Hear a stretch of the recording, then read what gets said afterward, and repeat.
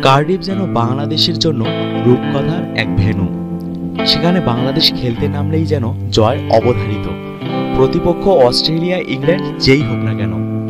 এক যুগ আগে এই মাঠেই অস্ট্রেলিয়াকে হারিয়ে সারা বিশ্বকে তাক লাগিয়ে দিয়েছিল হাবিবুল বাশারের দল। সেদিন দুর্দান্ত সেঞ্চুরি করেছিলেন মোহাম্মদ আশরাফুলও। এবার সেই একই মাঠে এক যুগ পর আবারও ইতিহাস রচনা করল টাইগাররা।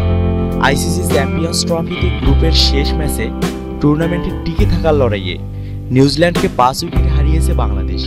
কিউইদের বিপক্ষে 5 উইকেটে ঐতিহাসিক জয়ে ব্যাট হাতে গুরুত্বপূর্ণ ভূমিকা রাখেন দলের middle order batsman Mahmudullah Riyad. ক্যারিয়ারের 3য় সেঞ্চুরি হাঁকান তিনি। আর অবাক করা বিষয়, মাহমুদুল্লাহ রিয়াদের ক্যারিয়ারের সব কয়টি সেঞ্চুরি হারিয়েছেন আইসিসির বড় কোনো ইভেন্টে। আর তাই তো গোটা ক্রিকেট পাড়ায় চলছে মাহমুদুল্লাহর জয়গান। তাকে প্রশংসায় ভাসিয়েছেন অনেক বড় বড় ক্রিকেট বিশেষজ্ঞরা। মাহমুদুল্লাহ সেদিনের সেঞ্চুরির পরে উঠে এসেছিল তার এবারের আইপিএলে দল না পাওয়ার প্রসঙ্গ।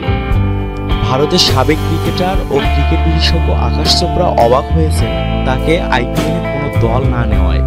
তিনি ভেবে পাচ্ছেন না এমন একজন ব্যাটসম্যান আইপিএলে কোনো দল পান না কিভাবে। এই প্রসঙ্গে আকাশ চোপড়া বলেন, মাহমুদুল্লাহ সুবহানাল্লাহ, 3য় ওয়ানডে সেঞ্চুরি, সবগুলোই আইসিসি প্রতিযোগিতায়। অবাক লাগছে আইপিএলের কোনো দল মাহমুদুল্লাহকে নেয়নি কেন। বাংলাদেশ ক্রিকেটের অন্যতম সেরা ক্রিকেটার।